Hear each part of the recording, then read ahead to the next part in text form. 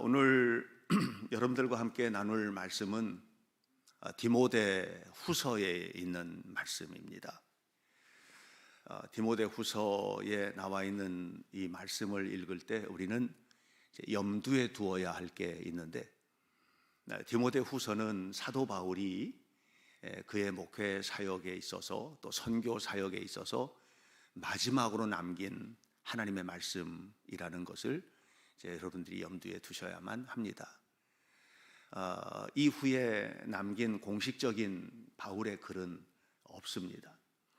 그러니까 디모데 후서는 개인적으로는 믿음의 아들이고 영적인 훌륭한 제자였던 디모데에게 보내는 편지 형식으로 되어 있지만, 좀 폭넓게 우리가 생각하면 하나님께서 디모데를 통해서 오늘 이 2000년이라는 시간, 또 이 공간, 이런 것들을 다 뛰어넘어서 여기 앉아 있는 저와 여러분에게 주시는 말씀이라는 것을 잊어서는 안 될 것입니다. 이 말씀을 통해서 디모데에게 지금 그 바울이 하고 싶은 이야기의 핵심이 14절 앞부분에 나와 있는데, 명령체로 되어 있는 말씀이거든요. 너는 배우고 확신한 일에 거하라, 이렇게 이야기를 했는데, 사실 성경 안에 있는 것들은 다 하나님의 명령이죠. 하나님이 우리에게 부탁하는 얘기가 아니거든요. 뭐 이래도 좋고 저래도 좋은데 좀 잘해줬으면 좋겠다, 이렇게 하나님께서 우리에게 부탁하는 얘기가 아니고, 또 산상수훈에 나오는 예수님의 그 주옥과 같은 말씀들도 우리 성도들에게 가급적이면 이렇게 좀 살아줬으면 좋겠다 하고 부탁하는 얘기가 아닙니다. 명령이에요. 하나님의 명령이지만, 저는 오늘 제 설교 제목의 맨 뒷부분에 부탁이라는 말을 쓴 것은, 이 하나님의 명령이 여러분 삶 속에서 지켜지기를 정말로 간절히 부탁하는 마음으로 저는 이 말씀을 이렇게 해석을 한 겁니다. 아무쪼록 여러분들이 신앙생활을 하면서 우리는 사실 하나님의 말씀이 우선순위인 것 같은데 사실 아니에요. 하나님의 말씀이 우선순위인 것 같이 살지만 언제나 내 생각과 내 마음, 내 감정이 앞서가요. 내 생각이 불편하면 다 불편한 거고요. 내 생각과 내 마음의 내 태도에 조금 좀 어려움을 주는 일들은 하기 싫은 거예요. 그래서 우리의 일상생활이라는 것은 하나님의 명령에 순종하기보다는 내 마음이 이끄는 대로 끌려가는 때가 훨씬 더 많기 때문에 저는 여러분들에게 사도 바울의 마음을 담아서 이렇게 세 가지 소중한 부탁을 말씀을 통해서 하는 겁니다. 배우고 확신한 일에 거하라. 2주간 동안 성지순례를 다녀왔습니다. 13일이 짧은 시간이 아닌데 긴 기간 동안 성지순례를 하였습니다. 이번 성지순례는 우리 지방 감리사님이 전체적인 것들을 이끌고, 또 선교부 총무가 이 일을 주무부서의 대표자로서 이끌어 갔습니다마는, 사실 이 성지순례 프로그램을 계획하고 또 그 가운데 있는 모든 일들과 영적인 내용들을 담고 이끌어가고 했던 것은 이제 부족하지만 제가 많이 관여를 하였습니다. 순례를 떠나기 전에 우리 지방 28명의 순례자들에게 거의 400페이지에 가까운 책이죠. 책 한 권인데 이번 순례에 관계되는 자료집을 만들어서 나누어 주었고, 또 순례를 가기 전에 2차례 순례자들과 함께 세미나를 제가 이끌었습니다. 이렇게 순례를 준비를 하면서 저는 제 마음에는 이번 순례가 단순한 성지를 갔다 오는 여행이 아니었으면 좋겠다 하는 마음이 굉장히 컸습니다. 사실 이번 순례자들 중에서 제가 순례 갔던 사람들 중에서는 가장 연장자이고, 어떻게 하다 보니까 이제 어딜 가든지 거의 연장자가 됐어요, 나이가. 그런 상황에서 선배 목사로서 후배들에게 주고 싶은 마음도 사실은 컸던 부분들이 있거든요. 또 젊은 목회자들이 많이 참여를 했는데, 이 젊은 목회자들이 젊은 날 성지를 다녀오면서 젊은 마음, 젊은 혈기 이런 거 좀 내려놓고 진지한 목회자로서 순례를 하기를 바랬던 마음도 컸습니다. 이번 성지 순례가 여행이 아니고 순례이기를 바란다 하는 말을 여러 차례 제가 했는데, 여행은 뭐냐면 좋은 데 가서 좋은 거 먹고 즐기고 오는 겁니다. 여행은요, 여러분들 가족과 함께 어디 여행 가잖아요. 불편하기 위해서 여행 가는 사람 없습니다.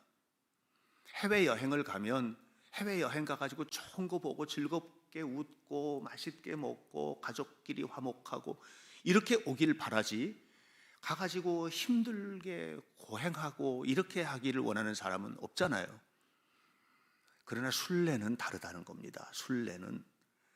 순례는 더 많이 걷고 더 많이 무릎 꿇고 더 많이 기도하고 더 많이 만지고 이렇게 해야 되는 것이 순례이기 때문에, 순례는 육신적으로 보면 매우 피곤하고 힘든 일입니다. 유대인들은 1년에 3차례 예루살렘을 순례했습니다. 하나님의 명령이기 때문입니다. 유대 남자들은 1년에 3차례 명절 때 예루살렘에서 내 앞에 봐야 한다, 이렇게 말씀하셨습니다. 해마다 그렇게 했습니다.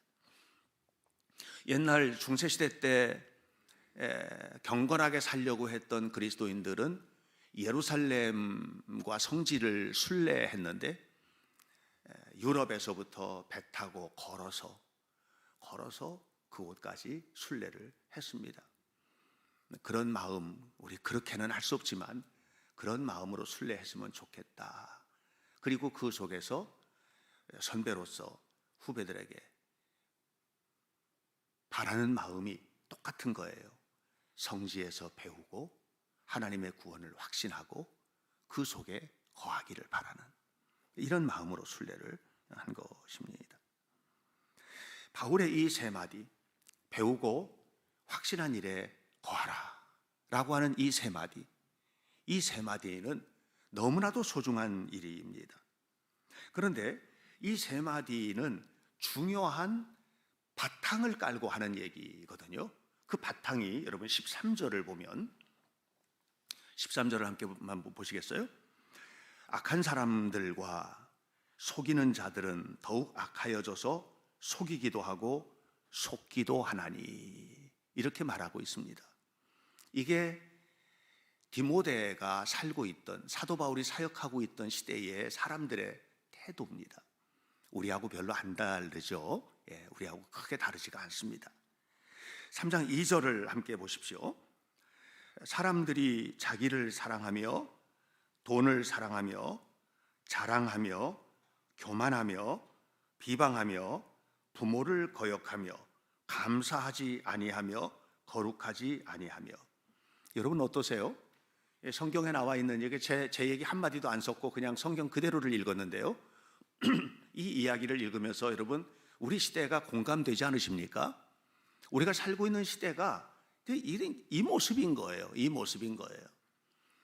그러니까 사도 바울이 사역하고 있던 시대, 또 디모데가 사역하고 있는 현장의 모습이나 오늘 우리들의 모습이나 이게 크게 다르지 않다는 것입니다. 그러면서 오늘 설교의 핵심인 14절로 이동을 하는데, 14절 맨 앞부분에 접속사가 기록되어 있죠. 역접 접속사라고 하는 것입니다. 앞에 있는 것을 다 부인하고 새로운 얘기를 하는 거예요. 여기서 지금 뭐라고 시작하고 있느냐면 첫 번째 접속사만 한번 읽어볼까요? 시작. 그러나, 그러나 이렇게 말하고 있습니다. 우리가 살고 있는 시대가 이러저러 하지만 하면서 바울은 디모데에게 3가지를 해야 이런 시대를 극복할 수 있다, 이 얘기를 하는 겁니다. 이 3가지가 뭐냐? 첫 번째, 배워라. 하는 것입니다. 배워라. 배우는데 무엇을 배워야 하느냐 하는 것을 이야기하는데, 자 15절에서 어려서부터 네가 성경을 알았지, 그러나 그럼에도 불구하고 더욱 성경을 배워야 한다, 이렇게 말합니다. 다시 말하면 배워야 하는데 성경을 배워야 한다, 하나님의 말씀을 배워라, 이렇게 말하고 있습니다. 여러분, 배우는 일의 가치는 100번 1000번 강조해도 부족하지가 않죠. 여러분, 많이 배우셔야만 합니다. 우리 부모님들은 자녀들이 잘 배우길 원하시잖아요. 그래서 어려서 엄마 아빠하고 말만 띄면 그때부터 책 사드리시죠. 아이들이 읽는 책들을 계속 사드려서, 제가 집에 이제 요즘은 코로나 때문에도 가정의 신방을 참 하기가 어렵고 여러 가지 어려운데, 전에도 이렇게 신방 가보면 우리 교회 젊은 부모님들의 가정에는 부모들이 읽는 책은 별로 없는데요, 애들이 읽는 책은 한쪽 벽면으로 꽉 차게 이렇게 갖다 놓은 것을 봅니다. 왜 그렇게 하세요? 그 이유는 아이들이 어려서부터 잘 배워서 잘 자랐으면 좋겠다라는 그런 마음이 그 속에 담겨져 있기 때문에 그런 겁니다. 배워야만 합니다. 우리는 죽을 때까지 배워야만 합니다. 우리는 학습하는 인간이에요. 그래서 어느 것을 어떻게 배우고 얼마나 깊게 배우느냐에 따라서 그 사람이 이 세상에서 얼마나 유능하게 살지에 대한 것들이 결정됩니다. 언어도 배워서 우리 아이들은 여러 나라 말을 구사할 수 있으면 세상을 살아가는 폭이 훨씬 넓어지는 거고요. 그 다음에 다양한 것들을 배워서 상식의 탱크를, 이 창고를 채우고, 또 자기가 하는 일의 분야에서도 전문적인 분야로 깊이 배워서 그 분야에서 다른 사람의 추정을 불허할 만큼 그런 깊이 있는 배움을 갖게 되면 이런 사람들은 전문성을 갖춘 사람이고, 세상은 이런 사람들을 그냥 내버려 두지 않고 뽑아다 씁니다. 다 뽑아다 씁니다. 배우는 게 중요하단 말이에요. 그런데 오늘 사도 바울이 디모데에게 배워라 라고 말할 때 이때는 그냥 세상의 것들을 많이 배워라라고 하는 얘기를 하는 게 아니에요. 하나님의 말씀을 좀 배워라. 왜 하나님의 말씀을 배워야 할까요? 하나님의 마음이 그 속에 있거든요. 하나님의 마음이 그 속에 담겨져 있거든요. 하나님의 마음을 배워야 한다는 말이에요. 어려서부터 사도 바울이 이 디모데가 성경을 알았어요. 왜냐하면 그의 어머니, 그의 외할머니가 정말 좋은 신앙인이었어요. 너무너무 훌륭한 신앙인이었어요. 그러니까 이 어머니 그리고 외할머니, 이 모계의 가르침이 굉장히 컸던 거예요. 보통 가정에서도, 유대인 가정에서도 유대인의 정통 혈통을 어떻게 인정을 하느냐 하면 모계로 혈통을 인정하거든요. 왜냐하면 그 속에 배움이 있기 때문에 그래요. 아버지는 굵은 것을 그냥 그려놓고 끝나요. 그러나 어머니의 가르침은 굉장히 깊고 디테일해요. 그래서 이 어머니의 가르침이 중요한데 디모데는 그렇게 배운 거예요. 우리 감리교회를 처음 시작했던 존 웨슬리 목사님도 어머니의 가르침이 굉장히 컸죠. 어머니의 가르침이 하나부터 10까지가 어머니의 가르침이라고 해도 과언이 아닐 만큼 그렇게 깊었어요. 오늘 사도 바울은 디모데에게 배워라, 하나님의 말씀을 배워라. 그래야 네가 그리스도인답다. 그래야 네가 그리스도인답게 살 수 있어. 이렇게 얘기를 하는 겁니다. 이번에 28명이 성지순례를 하면서 성지를 여행하는 게 아니기를 바랬던 이제 제 마음이 컸는데, 그 속에는 성지를 통해서 그동안 눈으로만 보던 하나님의 말씀을 구체적으로 보고 느끼면서 배우기를 원하는 그 마음이 아주 컸습니다. 이번 성지순례를 하는데 덴마크에서 온 시골교회 집사님 한 분을 만났습니다. 저하고 나이가 좀 나이를 물어보지는 않았는데 좀 비슷한 것 같아요. 굉장히 늙어 보였거든요. 근데 저가 젊어 보이지만 사실은 나이가 좀 있으니까요. 그런데 이렇게 그 이야기를 나누는 동안에 그런 얘기를 하는 거예요. 자기네 교회 목사님은 24번 성지순례를 했대요. 24번을. 그래서 성지순례를 24번씩이나 할 필요가 있나? 무슨 24번씩이나 성지순례를 할까? 이런 생각을 했어요. 그래서 성지순례를 24번씩이나요? 왜 그렇게 많이요? 그랬더니 그분이 하는 얘기가 배워야 하니까요. 그 교회 교인들은 목사님이 그렇게 성지순례 하면서 배우는 것, 또 성도들이 함께 와서 배우는 것, 이런 것들을 굉장히 중요한 일로 생각을 하고 있는 것을 제가 보았습니다.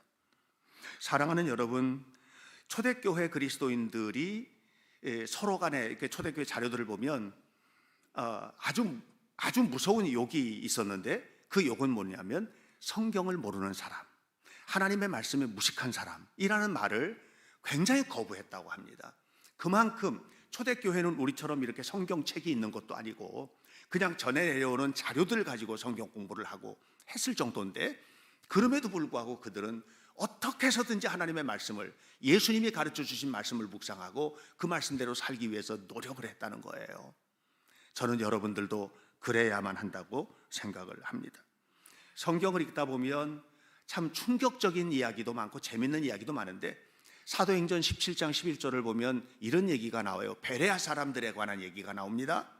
베레아 사람들이 매우 신사적이었다는 거예요. 근데 베레아 사람들이 신사적인 이유가 뭐냐? 그들은 날마다 하나님의 말씀을 묵상했기 때문이다, 이런 얘기를 해요. 그러니까 그들은 하나님의 말씀을 늘 묵상하고 그대로 살았기 때문에 신사적일 수밖에 없는 거예요.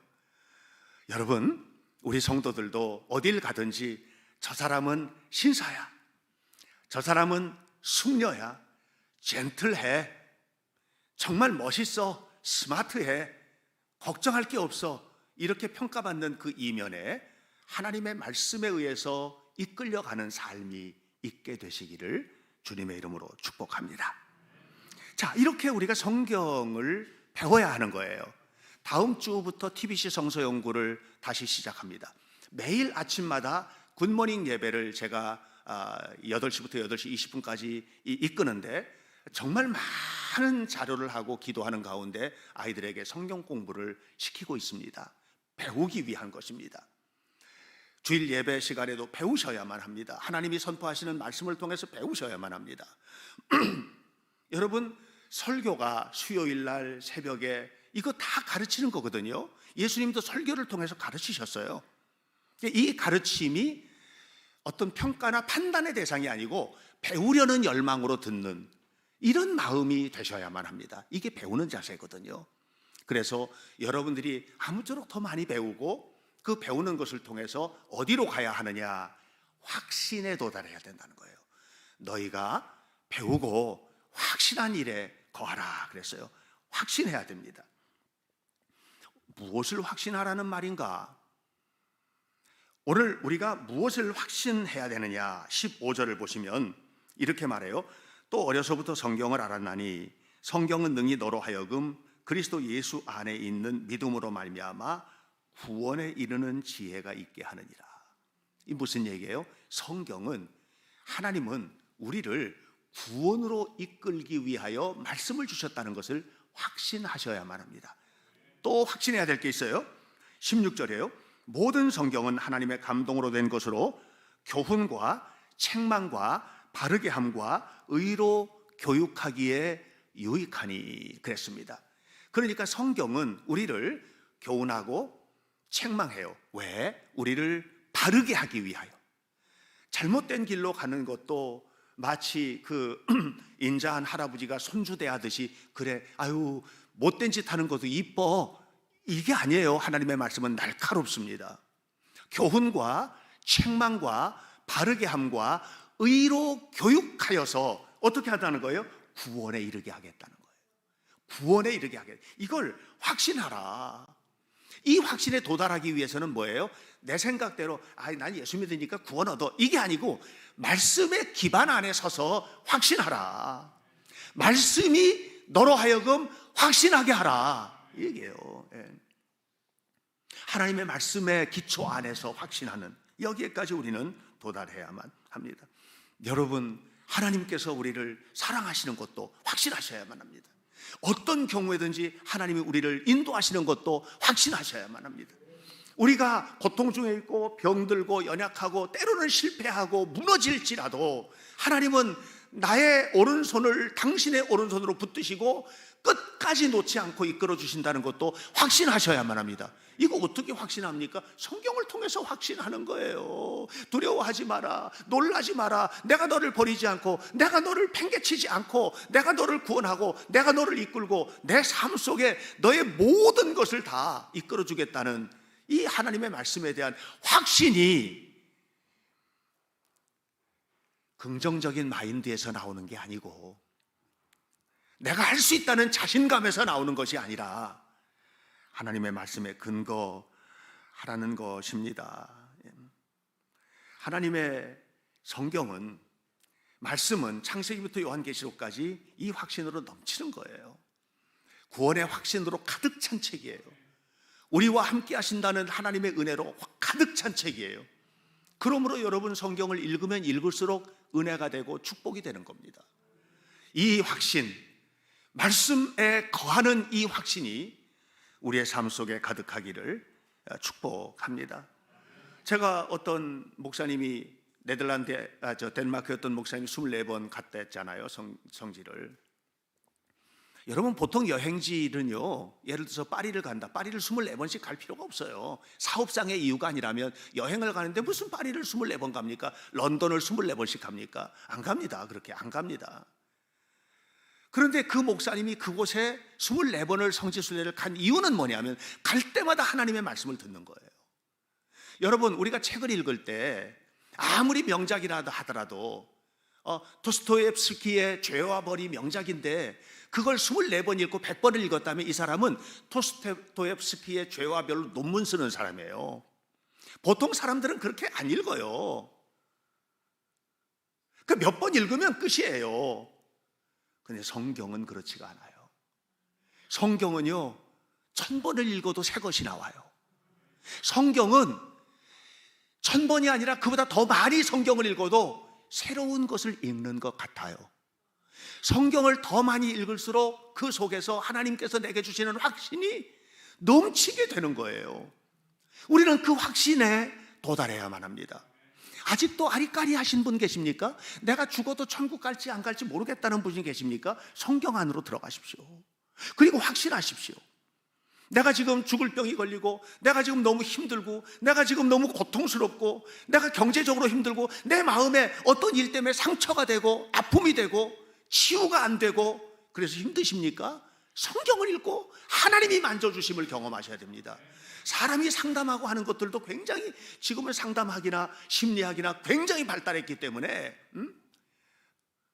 이 상담을 통해 가지고도 치유받을 수 있어요. 그런데 상담하시는 분들이 대개 상담이 끝나면 그냥 그걸로 끝나지가 않더라고요. 약을 줘요. 아무리 깊이 상담을 해도 약을 먹지 않으면 치료되지 않은 우울증이 있고, 약을 먹지 않으면 치료되지 않는 심리적인 상처가 있는 거예요. 하나님의 말씀은 그렇지가 않아요. 하나님의 말씀도 약을 주죠. 신약과 구약이 약이에요. 하나님의 말씀은 하나님 만나는 순간에 해결되는 거예요. 확신하셔야 돼요. 하나님의 말씀을 확신하고 그 말씀에 거하는 복되고 거룩한 성도가 되시기를 축복합니다. 제가 이번에 성지순례 하는 동안에 이 팔레스틴 지역, 웨스트뱅크라고 하는 팔레스틴 사람들이 거주하는 지역을 이제 굉장히 조심스럽게 다녔습니다. 가지 못한 곳도 있었고요. 그런데 세겜을 가야 되는데 세겜을 못 가는 겁니다. 왜냐하면 이 계속해서 막 총소리가 들리고 하니까. 그래서 그리심산에 올랐습니다. 그리심산은 축복의 산입니다. 세겜 옆에 있는 산이거든요. 그리심산, 에발산, 그 가운데 세겜이 있는데 그리심산에 올라왔습니다. 올라가 가지고 우리가 함께 묵상하고 순례를 하는 동안에 계속해서 다다다다닥 총소리입니다. 제가 순례하는 동안에 비아 도로로사 예수님의 십자가의 길을 새벽 5시에 4시 반에 일어나서 올라가 가지고 5시 반부터 순례를 했는데, 순례하는 동안에 그 새벽에 영상을 찍어 가지고, 이번에 제가 사진도 많이 찍고 영상도 많이 찍었거든요. 자료를 쓰기 위해서 그렇게 하고 또 우리 순례자들에게 도움 주기 위해서 그렇게 했는데, 그 영상을 찍어서 우리 기회교원들 단체 카톡방에 보냈어요. 상세히 보신 분들은 느꼈을 거예요. 말씀 묵상하는 옆으로 계속 이스라엘 군인들이 지나가는 겁니다. 총 들고 또 조금 지나가면 또 이스라엘 군인들이 저만큼 가면 이만큼 모여 있고, 밤에 자는데 제 아내가 이게 무슨 소리예요? 총소리야. 다다당 다다당 다다당 계속 앰뷸런스 삐용삐용삐용삐용. 이것이 성지라고 하는 예루살렘과 이스라엘의 현실이에요. 오늘 우리들의 현실도 똑같아요. 여러분, 어느 순간에 갑자기 저기서 다다당 저기서 다다당 갑작스럽게 고통스러운 총소리가 들리고 삶의 어려움이 오고, 어느 날 갑자기 의사가 총을 쏘는 거예요. 암입니다. 어느 날 갑자기 자녀에게 문제가 생기는 거예요. 이걸 어떻게 하면 좋아? 이게 어디서 어떤 모습으로 총소리가 들릴지 알 수 없는 삶을 우리가 살고 있는 현실이에요. 그런 속에서 이겨낼 수 있는 방법이 뭐냐? 하나님이 그 속에서도 우리를 만져주시고 우리를 붙잡아 주시고 그의 생명싸개 안에 보호해 주시고, 내가 지금 죽어도 천국 간다는 믿음의 확신을 가지고 하나님 앞에 사는 이 놀라운 확신은 말씀이 주는 은혜입니다. 하나님이 주시는 은혜입니다.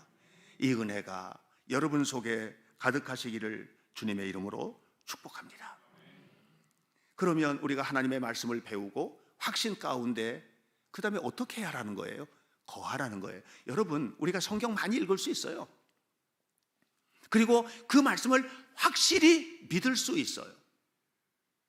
성경을 많이 읽고 그 말씀을 확실히 믿고, TBC도 예배도 어성경 읽어지내도 제자훈련도 우리가 참석해서 열심히 할 수 있어요. 그리고 그걸 통해서 하나님은 살아계셔, 하나님은 정말 놀라운 분이야 라는 확신에 도달할 수 있어요. 그런데 거하지 않으면 헛거라는 거예요.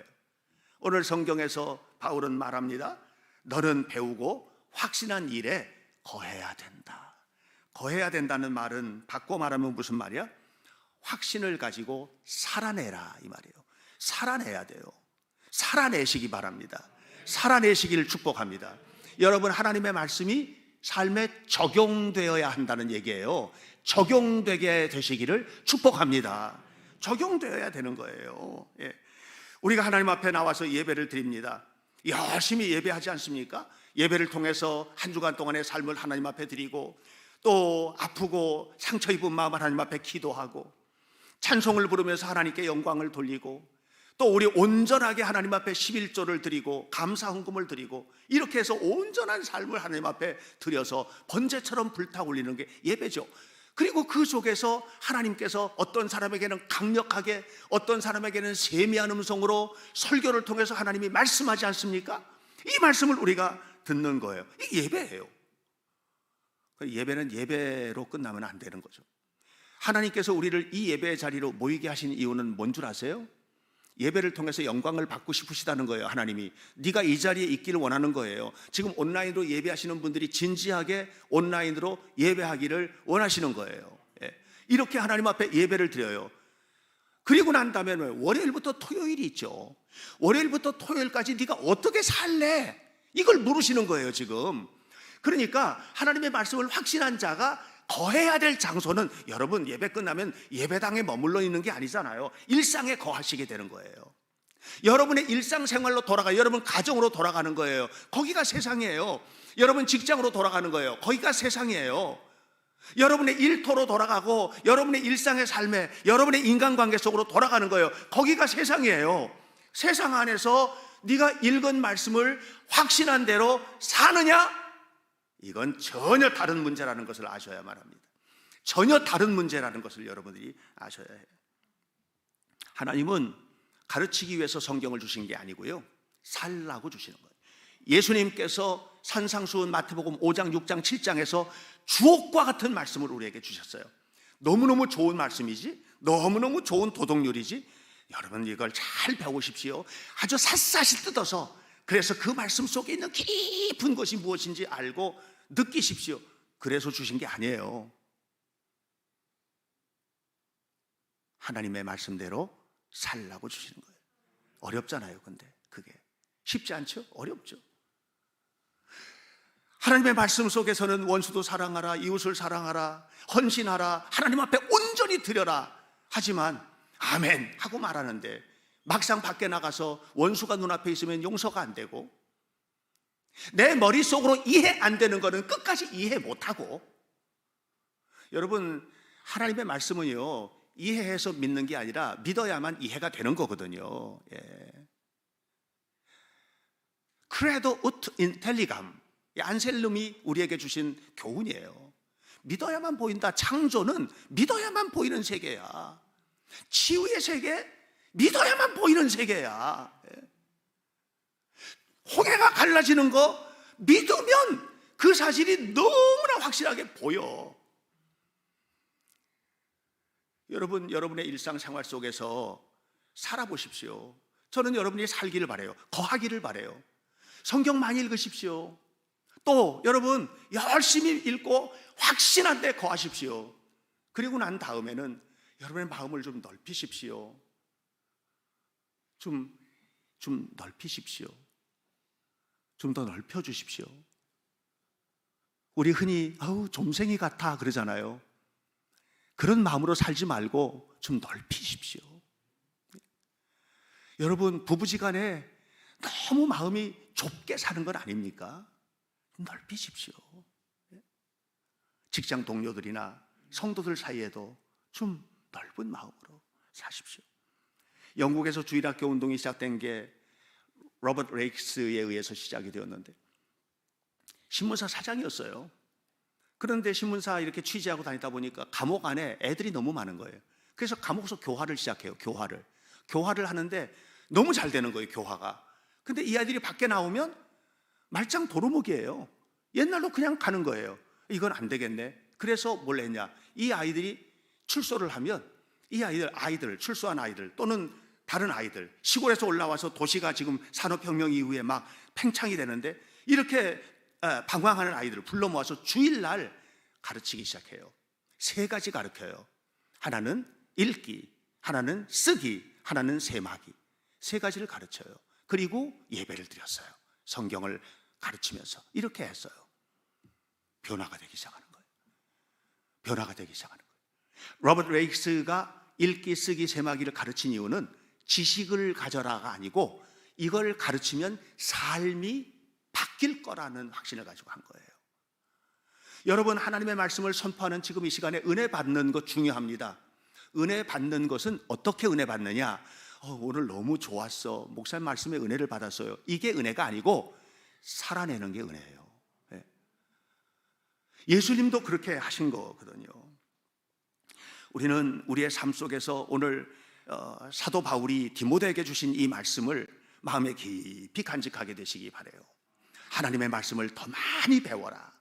그리고 하나님이 너와 함께 하시고 네 삶을 이끌어 가시고 영원한 천국까지 이끌어 주심을 확신해라. 그리고 확신하는 모습으로 살아라. 이렇게 할 때 하나님의 놀라운 은혜와 축복이 우리의 삶 속에 풍성하게 임하게 될 줄로 믿습니다. 기도하겠습니다. 살아계신 하나님의 은혜를 감사합니다. 우리의 모든 삶을 통해서 하나님께 영광과 찬송을 돌리며 살아가는 삶이 되게 하옵소서. 바울이 예수님을 믿기 전에는 핍박자였고 포행자였습니다. 말씀을 알았고 확신했지만 주님의 사랑을 몰랐기 때문이었습니다. 그러나 예수님을 믿은 후에 오직 예수님을 바라보는 사랑의 사람으로 살았습니다. 우리 성도들이 예배 따로 삶 따로가 아니길 원합니다. 아무리 목이 터져라 외쳐도 은혜는 받았지만 삶으로 이어지지 못하는 어리석은 신앙인이 되지 않도록 도와주시기를 원합니다. 하나님, 한 사람 한 사람을 붙잡아 주시고 하나님의 큰 은혜와 축복 가운데 머물게 하옵소서. 예수님 이름으로 기도하옵나이다. 아멘.